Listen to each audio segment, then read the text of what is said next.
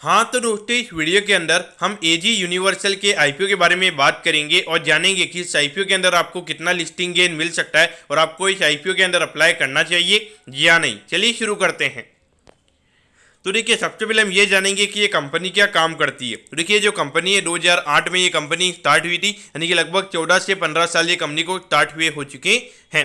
तो देखिए, ये जो कंपनी है, ये कंपनी मेनली जो स्टील इंडस्ट्री हो गया या फिर उसके अलावा जो कमोडिटीज़ के रिलेटेड जो मैन्युफैक्चरिंग वाली इंडस्ट्रीज होती है उसके अंदर जो प्रोडक्ट यूज़ किए जाते हैं वो ये कंपनी बनाने का काम करती है। तो देखिए, जो स्टेनलेस स्टील पाइप्स हो गया, माइल्ड स्टील के जो पाइप्स होते हैं, उसके अलावा जो ब्लैक पाइप्स होते हैं और उसके अलावा जो यूपीवीसी CPVC के जो पाइप्स होते हैं वो ये सारे ये कंपनी बनाने का काम करती है। तो नॉर्मली कहीं ना कहीं अगर आप देखोगे ये जो सारे प्रोडक्ट्स हैं, मुझे ऐसा लगता है कि कहीं ना कहीं यहाँ पे थोड़ा साइक्लिकलिटी से रिलेटेड हमें यहाँ पे ये प्रोडक्ट नजर आते हैं। यानी कि जब कमोडिटी साइकिल एक बुल रन में चल रही होती है तो वहाँ पे ये कंपनी के लिए काफ़ी ज़्यादा बेनिफिशियल रहता है, लेकिन जैसे ये साइकिल हमें टर्न होती हुई नजर आती है तो वहाँ पे कहीं ना कहीं कंपनी के बिजनेस के ऊपर हमें यहाँ पे फर्क पड़ता हुआ नजर आता है। क्योंकि अगर हम कंपनी के मेन अगर हम कस्टमर बेस की अगर हम बात करेंगे तो देखिए, सूर्य रोशनी हो गया, फिर जिंदल सुप्रीम हो गया, स्वास्तिक पाइप हो गया, रविंद्र ट्यूब प्राइवेट लिमिटेड, तो ये जो सारी कंपनीज है हमें साइक्लिकल कंपनी नजर आती है। तो जैसे कमोडिटी साइकिल एक बियरिश फेज से अगर चल रही होती है तो ये कंपनीज के लिए ये काफ़ी ज़्यादा नेगेटिव रहता है और ये कंपनीज नॉर्मली वैसे पीरियड के अंदर लॉस रिपोर्ट करती है। तो देखिए, अगर नॉर्मली अगर ऐसे पीरियड में अगर इनकी प्रोडक्शन अगर इनका कम होता है वहाँ पे, तो कहीं ना कहीं इन प्रोडक्ट की जो डिमांड होती है वो कहीं ना कहीं वहाँ पे नॉर्मली कम हो जाती है। तो देखिए, पहले ये जब कंपनी स्टार्ट हुई थी तो इस कंपनी का नाम अक्षता पॉलीमर्स प्राइवेट लिमिटेड था। फिर उसके बाद में ये कंपनी ने अपना नाम चेंज किया है और अभी ये जो कंपनी का नाम है उसका नाम है एजी यूनिवर्सल करके अभी कंपनी का नाम हमें यहाँ पे नजर आता है। और ये जो कंपनी है, कंपनी ने रिलायंस इंडस्ट्रीज के साथ में भी यहाँ पे जो पेट्रोलियम प्रोडक्ट्स हैं उनके, तो उससे रिलेटेड उन्होंने रिलायंस के साथ में भी यहाँ पे काम किया हुआ है। और उसके अलावा ये कंपनी ने कोरिया, चाइना और सऊदी अरेबिया से पॉलीमर प्रोडक्ट का इंपोर्ट करके फिर उसे यहाँ पे इंडिया में सेल वेल करने का भी ये कंपनी ने काम किया हुआ है। और उसके अलावा अगर हम देखेंगे, जो कंपनी के पास में कभी कभी सरप्लस बैलेंस बचा हुआ रहता है तो उसे कंपनी या तो प्रॉपर्टीज वगैरह में भी कंपनी इन्वेस्ट करने का काम करती है। और उसके अलावा अगर हम देखेंगे, जो लिस्टेड और अनलिस्टेड जो कंपनीज होती है तो उसे भी कंपनी बाय सेल करने का ये कंपनी काम करती है। अब अगर हम ऑब्जेक्टिव की अगर हम बात करेंगे, यानी कि जो आईपीओ से कंपनी को पैसा मिलने वाला है उसे कंपनी कैसे यूटिलाइज करने वाली है, तो देखिए यहाँ पे जो वर्किंग कैपिटल की रिक्वायरमेंट है, यानी कि जो डेली टू डेली कैश के रिक्वायरमेंट्स होते हैं उसके लिए यहाँ पे कंपनी का आईपीओ आ रहा है। और उसके अलावा जो नॉर्मली कंपनी को आईपीओ से रिलेटेड जो कंपनी को एक्सपेंसिव लगने वाले हैं तो उससे रिलेटेड यहाँ पे कंपनी का आईपीओ आ रहा है। तो देखिए, ऑब्जेक्टिव के पॉइंट ऑफ व्यू से देखा जाए तो मुझे बिल्कुल वैसा नहीं लगता कि जो 4 गुना 5 गुना पैसा क्या ये कंपनी के अंदर बन सकता है, तो मेरे ख्याल से बिल्कुल भी यहाँ पे नहीं बन सकता है। क्योंकि मेरा पॉइंट ऑफ व्यू ये रहेगा कि अगर इतनी छोटी कंपनी है तो अभी आप एक मैन्युफैक्चरिंग, आपका मेन काम मैन्युफैक्चरिंग का है, तो वहाँ पे आपको ग्रोथ के पॉइंट ऑफ व्यू से यहाँ पे कैपिटल रेज करना चाहिए। आपकी मैन्युफैक्चरिंग कैपेसिटी को बढ़ाने के लिए यहाँ पे आपको 40-50 करोड़ रुपए आपको यहाँ पे रेज करने चाहिए, क्योंकि मार्केट में भी इजीली अगर आप देखोगे तो कैपिटल अवेलेबल है। तो उस पॉइंट ऑफ व्यू से देखा जाए तो मेरे ख्याल से यहाँ पे ऑब्जेक्टिव के पॉइंट ऑफ व्यू से मुझे नहीं लगता कि यहाँ पे कुछ ज्यादा ग्रोथ के नंबर्स हमें यहाँ पे कंपनी के अंदर देखने को मिलेंगे। क्योंकि ये जो बिजनेस है यहाँ पे, अगर आपका मैन्युफैक्चरिंग कैपेसिटी अगर आप लगातार नहीं बढ़ाओगे तो जो एडिशनल रेवेन्यू, यानी कि जो एडिशनल वॉल्यूम है आपका, वो आप यहाँ पे लेकर नहीं आ पाओगे। और अगर आप एडिशनल वॉल्यूम नहीं लेकर आ पाओगे, वहाँ पे आपका additional revenue beyond the point आपका वहाँ पे रेवेन्यू जाना मुश्किल हो जाता है।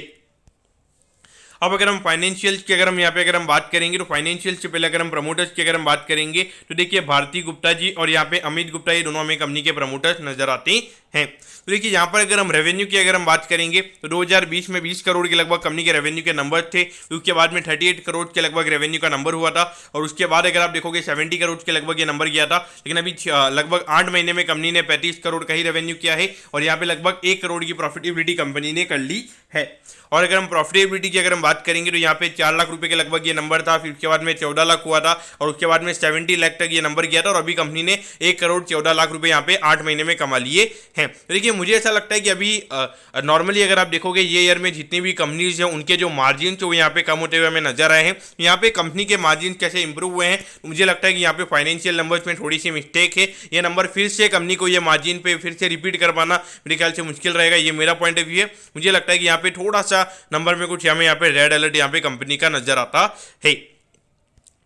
अब अगर हम आईपीओ के डिटेल्स के बारे में अगर हम बात करेंगे तो देखिए यहाँ पे 11 तारीख को ये आईपीओ में ओपन होता हुआ नजर आएगा और 13 तारीख को ये आईपीओ में क्लोज होता हुआ नजर आएगा।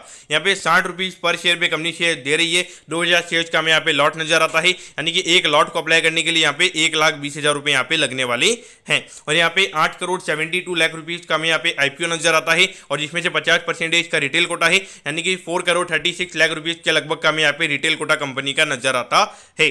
और ये जो कंपनी है, कंपनी हमें एनएससी के एसएमई प्लेटफॉर्म पे ये कंपनी हमें लिस्ट होती हुई नजर आएगी।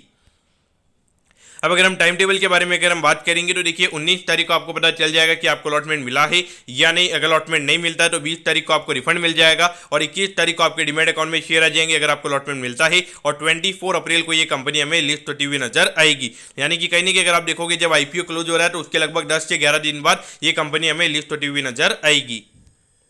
अब अगर हम वैल्यूएशन के पैरामीटर्स की अगर हम बात करेंगे तो देखिए ये पी रेशियो आपने यहाँ पे बिल्कुल भी नहीं देखना चाहिए। अभी अगर हम सिनेरियो से अगर हम देखेंगे तो देखिए लगभग 32 करोड़ के मार्केट कैप पे ये कंपनी का आईपीओ में आता हुआ नजर आ रहा है। और अगर हम ये साल की अगर हम प्रॉफिटेबिलिटी को अगर हम 1.5 करोड़ के लगभग भी अगर हम मान के चलते तो उसके हिसाब से लगभग 20 से 21 के पी रेशियो पे ये कंपनी का आईपीओ में आता हुआ नजर आ रहा है। तो देखिए नॉर्मली अगर आप देखोगे ये जो साइक्लिकल वाली जो कंपनीज होती है, ऐसे मार्केट 10 से 12 से ज्यादा का पी रेशियो मार्केट यहाँ पे देता हुआ नजर नहीं आता है। लेकिन एक छोटी सी कंपनी है तो वहाँ पे एक प्रॉफिटेबिलिटी की अगर हम बात करेंगे, लोअर बेस इफेक्ट है कंपनी का, तो वहां पे अगर 1.5 करोड़ से अगर प्रॉफिटेबिलिटी सीधा 3 करोड़ की हो जाएगी तो वहां पे सीधा पी रेशियो में यहाँ पे 10 का होता हुआ यहाँ पे कंपनी का नजर आएगा। उस पॉइंट ऑफ व्यू से देखा जाए तो अभी तो यहाँ पे कोई और नया हमें एसएमई आईपीओ का अपडेट हमें यहाँ पे अभी तक नहीं आया है। तो अगर 11 से 13 अप्रैल के बीच में अगर ये अकेला आईपीओ अगर हमें नजर आता है, इसके अलावा एक पेडटेक करके एक और आईपीओ भी चल रहा है जो 12 तारीख को हमें क्लोज होता हुआ नजर आएगा और वहां पे इतना ज्यादा इंटरेस्ट हमें यहाँ पे मार्केट में नजर नहीं आ रहा है। और अगर हम करेंटली अगर हम ग्रे मार्केट की अगर हम बात करेंगे तो ग्रे मार्केट में उससे उस आईपीओ से रिलेटेड हमें यहाँ पे कोई भी इंटरेस्ट बनता हुआ नजर नहीं आ रहा है। तो इस पॉइंट ऑफ व्यू से देखा जाए तो मेरे ख्याल से एक बार के लिए कंपनी में अप्लाई किया जा सकता है। अगर कोई और आईपीओ वगैरह आता है तो उस पॉइंट ऑफ व्यू से वहां पे थोड़े डिसीजन चेंज हो जाएंगे। लेकिन अगर ये आईपीओ अगर हमें खुला हुआ नजर आएगा तो उस पॉइंट ऑफ व्यू से मुझे लगता है कि यहाँ पे लगभग 30 से 40 टाइम हमें यहाँ पे सब्सक्रिप्शन या आईपीओ के अंदर देखने को मिलेगा। ये मेरा पॉइंट ऑफ व्यू है और मुझे लगता है कि अगर 30-40 टाइम्स का सब्सक्रिप्शन अगर हमें ये आईपीओ के अंदर देखने को मिलता है तो लगभग 30-40% के लिस्टिंग हमें ये आईपीओ के अंदर देखने को मिल सकते हैं। तो दोस्तों मैं होप करता हूँ कि एजी यूनिवर्सल के आईपीओ के बारे में आपको सब कुछ समझ में आ गया होगा। अगर आपकी कोई भी क्वेरीज है आप कमेंट कीजिए, मैं जरूर आपके कमेंट पर रिप्लाई करूंगा। ओके दोस्तों, thank you, have a nice day.